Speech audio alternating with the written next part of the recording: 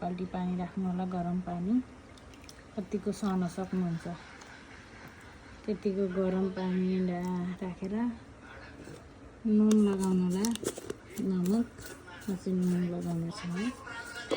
नुन लगाएर टक्कसँगले हजुरले खुट्टा पानीमा डुबाउनु होला।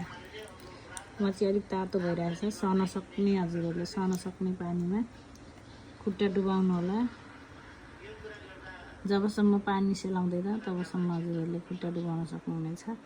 यो चाहिँ माइग्रेन, टाउको दुख्ने, मेरो चाहिँ माइग्रेन खुट्टा टाउको दुख्ने होइन, मेरो चाहिँ एकदमै खुट्टा पोल्ने गरेको छ।